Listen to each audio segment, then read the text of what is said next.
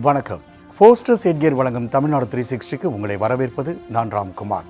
தமிழகத்தில் உள்ள அனைத்து மாவட்ட நிகழ்வுகளையும் விரிவாக பார்ப்பதற்கு முன் தலைப்புச் செய்திகளை பார்க்கலாம்.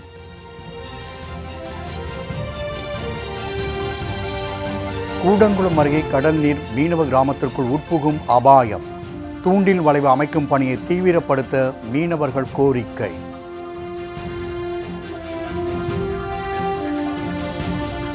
சின்னசேலம் பகுதியில் மாணவர் நல விடுதியில் அடிப்படை வசதிகள் இல்லை என புகார்.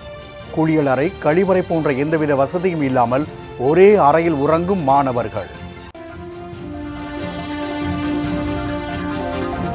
உடுமலைப்பேட்டை பேருந்து நிலையத்தில் உடைந்து காணப்படும் இருக்கைகள். குடிநீர் சுத்திகரிப்பு இயந்திரங்களும் பழுதானதால் பயணிகள் கடும் அவதி.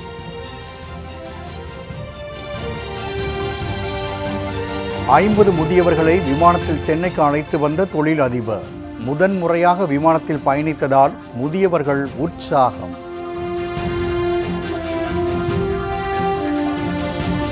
நீலகிரியில் கோடை சீசன் தொடங்கியதால் வலசை வரும் வெளிநாட்டு பறவைகள். பல அரிய வகை பறவைகளின் வரத்து குறித்து விவரிக்கும் இன்றைய செய்தி தொகுப்பு.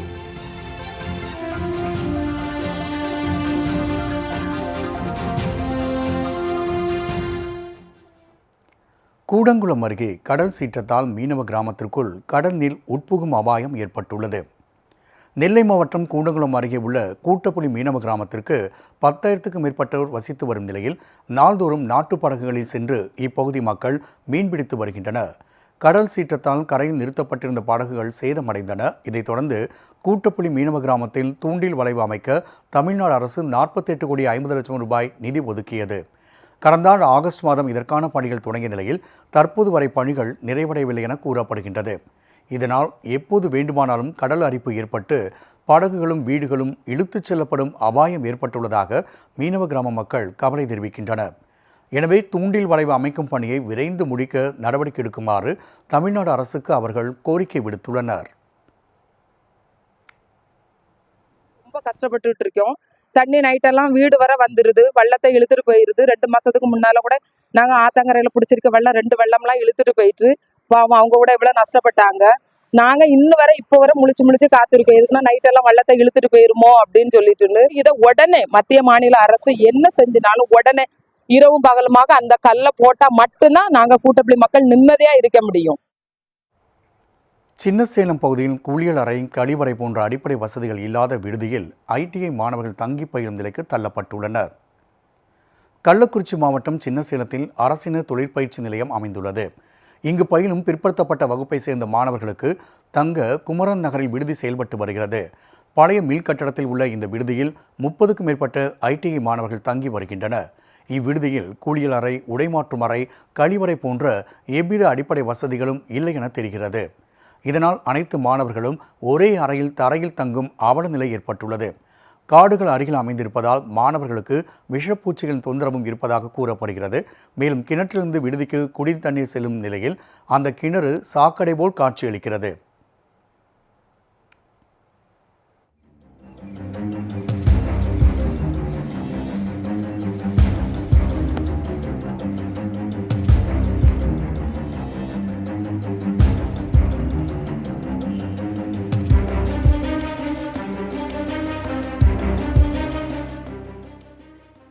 விடுதியில் காப்பாளரும் இல்லாததால் மாணவர்களுக்கு பாதுகாப்பற்ற சூழல் நிலவி வருகிறது.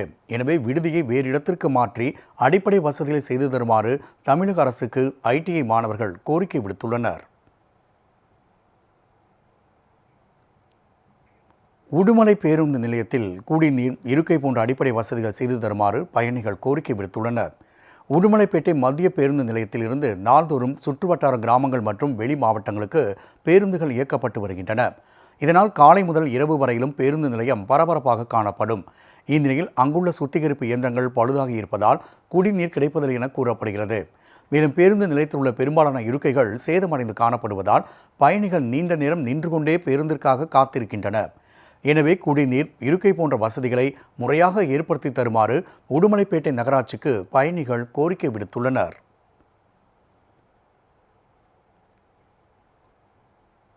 திண்டிவனம் அருகே சாலை விபத்தில் பெண் உயிரிழந்த நிலையில் அவரது உடலை வைத்து உறவினர்கள் சாலை மறியல் போராட்டத்தில் ஈடுபட்டனர். விழுப்புரம் மாவட்டம் திண்டிவனம் அருகே உள்ள மேல்பேரடிக்குப்பம் பகுதியை சேர்ந்தவர் மைத்திலி. கீரை வியாபாரம் செய்து வந்த இவர் திண்டிவனம் செஞ்சி சாலை கடக்க முயன்றபோது கார் மோதி சம்பவ இடத்திலேயே உயிரிழந்தார். இந்நிலையில் அப்பகுதியில் மின் விளக்குகள் இல்லாததால் இரவு நேரங்களில் அடிக்கடி விபத்துகள் ஏற்படுவதாக கூறப்படுகிறது. இதைத் தொடர்ந்து அப்பகுதி மக்களும் மைத்திலியின் உறவினர்களும் அவரது உடலை சாலையில் வைத்து மறியல் போராட்டத்தில் ஈடுபட்டனர். போலீசார் பேச்சுவார்த்தையில் ஈடுபட்டதைத் தொடர்ந்து இப்போராட்டம் கைவிடப்பட்டது.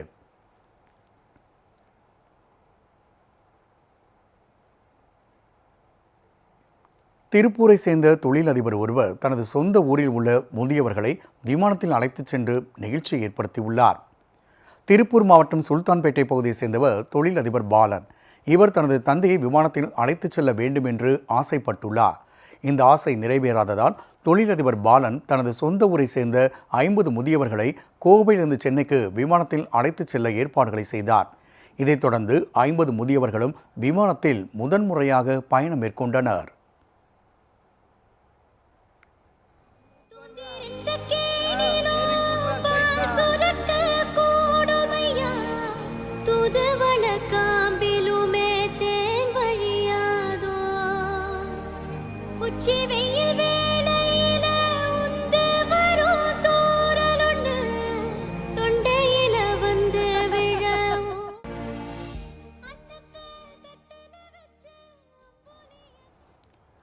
சென்னை வந்தடைந்த பின்னர் 2 வேன்களில் மகாபலிபுரம், மெரினா கடற்கரை, வடபழனி முருகன் கோவில், எம்ஜிஆர், ஜெயலலிதா மற்றும் அண்ணா சமாதி போன்ற இடங்களுக்கு அழைத்துச் செல்லப்பட்டனர்.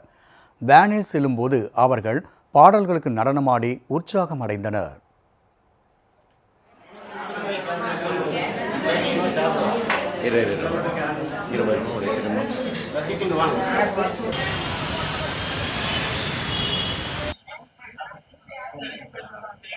Okay, thank you. Bye bye சொல்லுங்க. தேவன் என்றாலும் விடமாட்டேன். ஒரு தவறு செய்தால் அதை தெரிந்து கண்ணீர் கடலில் விழமாட்டேன்.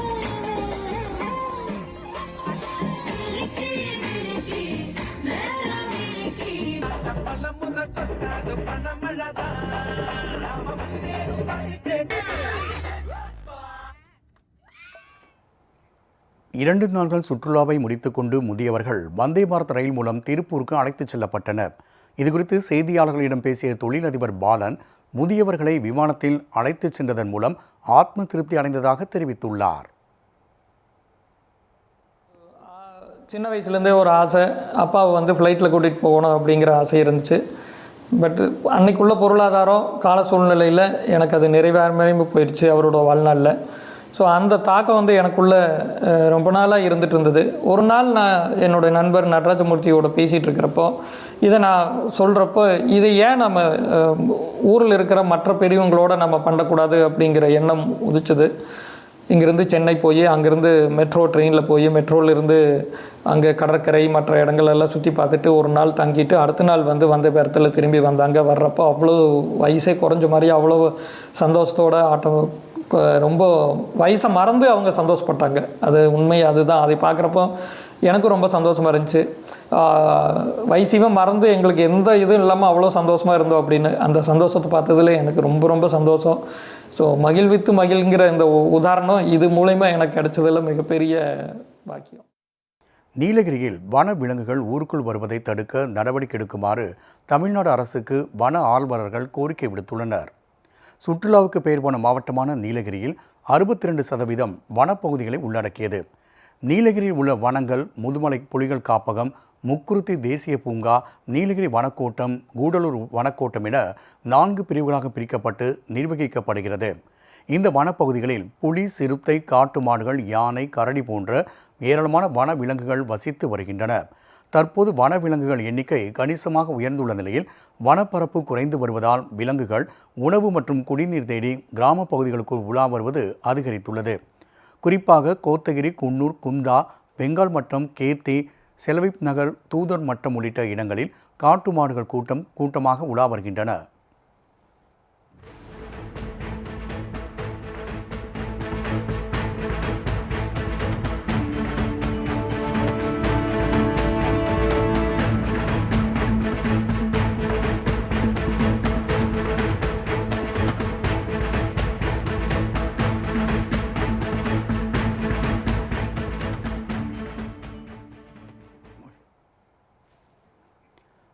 இவ்வாறு காட்டெருமைகள் சாலைகளை கடப்பதும் சாலைகளில் உயரமாக நடந்து செல்வதும் வாகன ஓட்டிகளுக்கும் பொதுமக்களுக்கும் பெரும் அச்சுறுத்தலாக மாறியுள்ளது. எதிர்காலத்தில் மனித விலங்கு மோதல் ஏற்படுவதை தடுக்க வனப்பரப்புகளை அதிகரித்து விலங்குகளின் தேவைகளை பூர்த்தி செய்ய நடவடிக்கை எடுக்குமாறு தமிழக அரசுக்கு வன ஆர்வலர்கள் கோரிக்கை விடுத்துள்ளனர். சொல்கிறோம். நம்ம காட்டெருமைன்னு சொல்லும்போது அது குடும்பத்தோடு வாழும், குடும்பத்தோடு தான் வரும் போகும். இவைகளுக்கு தேவையான உணவு காட்டில் நிறையா இருந்துச்சு. ஆனால் இப்போ உணவு இல்லாததுனால இவங்க தேயிலை தோட்டங்களுக்கு வருது. தேயிலை தோட்டத்தில் கிடைக்கக்கூடிய பொருட்களை மட்டும் சாப்பிட்டுக்கிட்டு அங்கே இருக்குது. இப்போ அதுவும் குறைஞ்சி போய் இப்போ என்ன ஆச்சுன்னா வனத்தில் அன்னி தாவரங்கள் அதிகமாக பெருகி வனத்தை கபலீகரம் செஞ்சுட்டு வர்றதுனால இதுங்களுக்கு தேவையான உணவு தாவர உணவு வனங்களில் இல்லை. ஆகவே அது என்ன செய்யுது, உணவை தேடி மனிதர்கள் வாழக்கூடிய இடங்களுக்கு இப்போ வர ஆரம்பிச்சு. இது மாவட்டத்தில் எங்கெங்கே புல்வெளிகள் இருந்ததோ அதெல்லாம் உருவாக்குனாங்களா இந்த பிரச்சனைக்கு ஒரு நல்ல தீர்வு. ஆகவே வனங்களை சீரமைத்து வனங்களை சிறப்பாக செய்து அவைகளுக்கு தேவையான தாவர உணவு. திருச்செந்தூர் சுப்பிரமணிய சுவாமி கோவிலில் சாமி தரிசனத்திற்காக காத்திருந்த பக்தர் மயங்கி விழுந்து உயிர்ந்தது சோகத்தை ஏற்படுத்தியுள்ளது. அறுபடை வீடுகள் 2ஆம் படை வீடான திருச்செந்தூர் சுப்பிரமணிய சுவாமி கோவில் சிறந்த பரிகார ஸ்தலமாக விளங்குகிறது. விடுமுறை நாளான நேற்று சுப்பிரமணிய சுவாமி கோவிலில் பல்லாயிரக்கணக்கான பக்தர்கள் குவிந்தனர். கூட்டம் அதிகரித்து காணப்பட்டதால் இலவச மற்றும் கட்டண வரிசையில் பக்தர்கள் சுமார் 5 மணி நேரம் வரை காத்திருந்து சாமி தரிசனம் செய்தனர். இந்நிலையில் 100 ரூபாய் கட்டண வரிசையில் காத்திருந்த ஓம்குமார் என்பவர் திடீரென மயங்கி விழுந்தார். வரிசையின் நடுவே சிக்கிக்கொண்டு அவரை மீட்க சுமார் அரை மணி நேரம் தாமதமானதாக கூறப்படுகின்றது.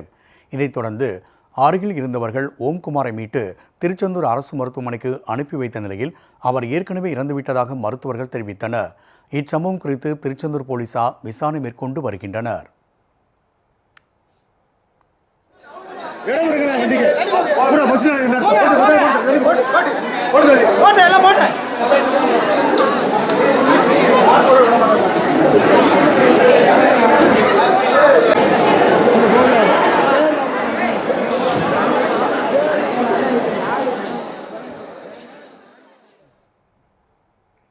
போஸ்டர்ஸ் என்கிற தமிழ்நாடு 360 அடுத்து வருவது உங்கள் ஊர் நிகழ்வுகளை விரைவாக வழங்கும் உள்ளூர் எக்ஸ்பிரஸ்.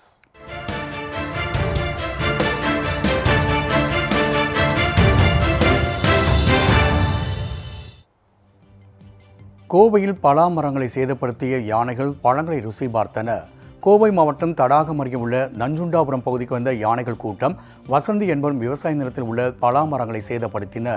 உணவு தேடி வந்த யானைகள் பலா மரங்களின் கிளைகளை உடைத்தும் அங்கிருந்த பலாப்பழங்களை தின்றும் சேதப்படுத்தியும் சென்றுள்ளதால் இழப்பு ஏற்பட்டுள்ளதாக வசந்தி கூறினார். இப்பகுதிக்கு அடிக்கடி யானைகள் வருவதால் அச்சத்தில் உள்ள விவசாயிகள் வனத்துறையினருக்கு தெரிவித்தும் எந்த நடவடிக்கையும் இல்லை என்றும் இதனால் யானைகளின் அட்டகாசம் அங்கு தொடர்ந்து நடைபெற்று வருவதாகவும் கூறியுள்ளனர்.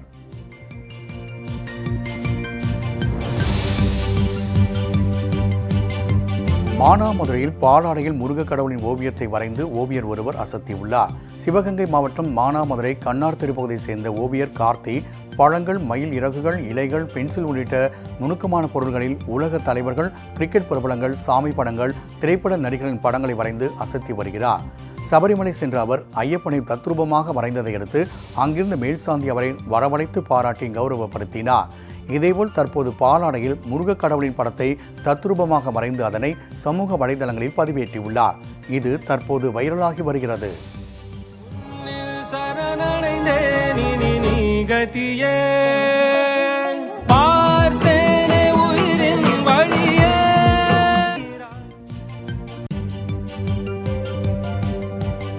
நாமக்கல் ஆஞ்சநேயருக்கு 1008 லிட்டர் பால் அபிஷேகம் நடைபெற்றது. நாமக்கல்லில் உள்ள பிரசித்தி பெற்ற ஆஞ்சநேயர் கோவிலில் அமாவாசை, பௌர்ணமி, அனுமன் ஜெயந்தி மற்றும் பண்டிகை தினங்களில் அபிஷேகம் நடைபெறுவது வழக்கம். இதன்படி விசேஷ தினங்கள் நடைபெறும் அபிஷேகத்தைப் போலவே ஆஞ்சநேயருக்கு 1008 லிட்டர் பாலாபிஷேகம் நடைபெற்றது. இதில் ஏராளமான பக்தர்கள் நீண்ட வரிசையில் காத்திருந்து சாமி தரிசனம் செய்தனர்.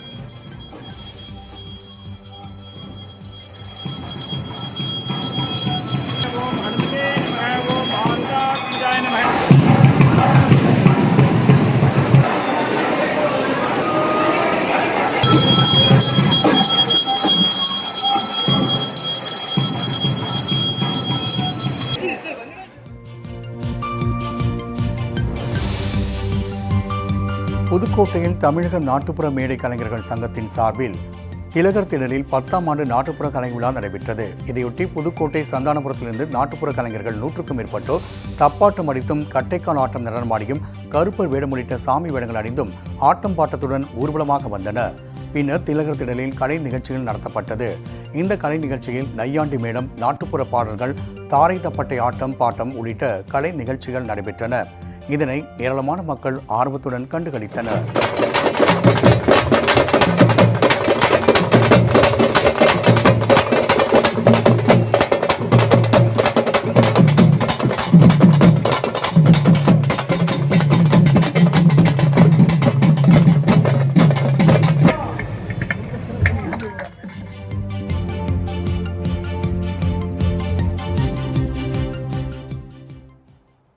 போஸ்டர் செய்தியர் வழங்கும் தமிழ்நாடு 360யில் மாவட்டங்களில் நடைபெற்ற விளையாட்டுச் செய்திகளை வழங்க வருகிறது விளையாட்டுக் களம்.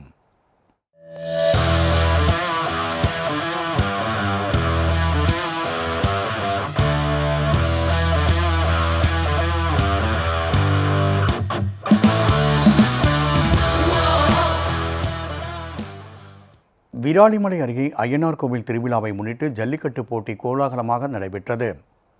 புதுக்கோட்டை மாவட்டம் விராலிமலை அருகே பெரிய குறும்பட்டியில் அய்யனார் கோவில் அமைந்துள்ளது. இக்கோவிலின் திருவிழா நடைபெறுவதை முன்னிட்டு ஜல்லிக்கட்டு போட்டிக்கு ஏற்பாடுகள் செய்யப்பட்டன. இப்போட்டியில் பங்கேற்க திருச்சி, புதுக்கோட்டை, மதுரை, கரூர், திண்டுக்கல், தேனி உள்ளிட்ட பல்வேறு மாவட்டங்களிலிருந்து 800க்கும் மேற்பட்ட காளைகள் அழைத்து வரப்பட்டன. மருத்துவ பரிசோதனைக்கு பிறகு வாடிவாசல் களமிறங்கிய காளைகளை வீரர்கள் தீரத்துடன் அடக்கினர். இப்போட்டியின் போது மாடுகள் முட்டி 20 பேர் காயமடைந்தனர். தொடர்ந்து வெற்றி பெற்ற வீரர்களுக்கும் மாடுகளின் உரிமையாளர்களுக்கும் சில்வர் பாத்திரங்கள், தங்க நாணயம், ரொக்கம் உள்ளிட்ட பரிசுகள் வழங்கப்பட்டன.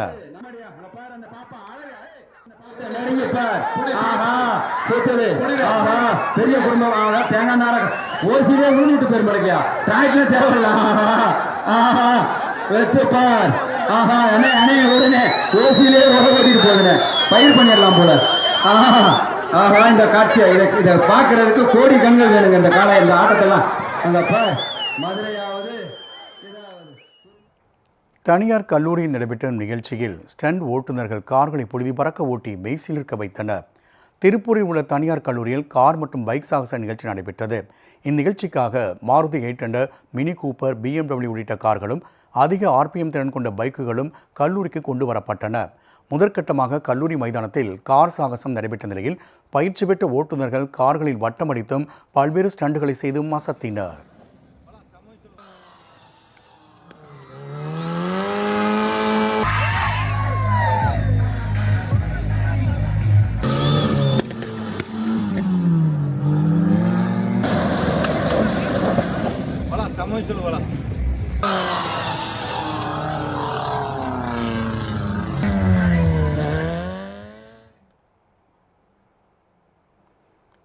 இதைத் தொடர்ந்து பைக் சாகசம் நடைபெற்ற நிலையில் ஓட்டுநர்கள் வீலிங் செய்தும் பைக்குகளை வேகமாக ஓட்டியும் மெய்சிலிர்க்க வைத்தனர். இந்நிகழ்ச்சியில் மாணவ மாணவியர் உற்சாகத்துடன் பார்வையிட்டனர்.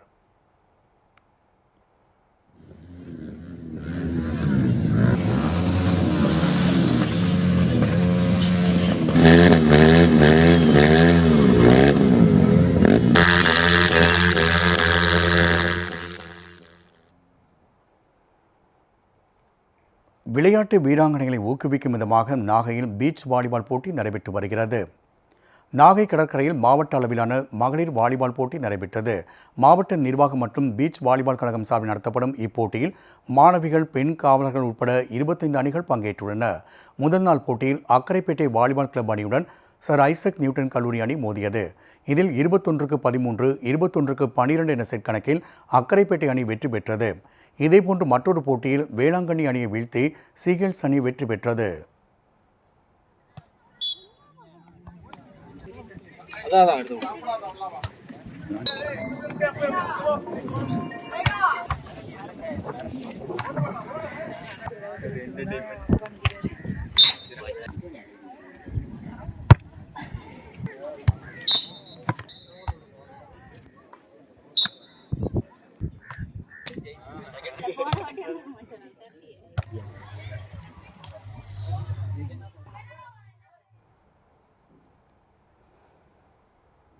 ஆம்பூர் அருகே நடைபெற்ற மாரத்தான் போட்டியில் 100க்கும் மேற்பட்ட மாணவர்கள் ஆர்வமுடன் கலந்து கொண்டனர். திருப்பத்தூர் மாவட்டம் ஆம்பூர் அடுத்த மாதனூரில் மாரத்தான் போட்டி நடைபெற்றது. இப்போட்டியில் பல்வேறு பகுதியை சேர்ந்த 100க்கும் மேற்பட்ட மாணவர்கள் கலந்து கொண்டனர். இதில் கோவையை சேர்ந்த சதீஷ்குமார் என்ற இளைஞர் முதலிடம் பிடித்தார். இதைத் தொடர்ந்து வெற்றி பெற்ற மாணவ மாணவியருக்கு திமுக எம்எல்ஏக்கள் தேவராஜ் மற்றும் விஸ்வநாதன் ஆகியோர் பரிசுகளை வழங்கினர். முன்னாடி நிக்கிறோம், கொஞ்சம் பின்னாடி வாங்க, கொஞ்சம் வழி விடு, கொஞ்சம் பின்னாடி வாங்க. ரோட்ல நிக்கிறோம், கொஞ்சம் முன்னாடி.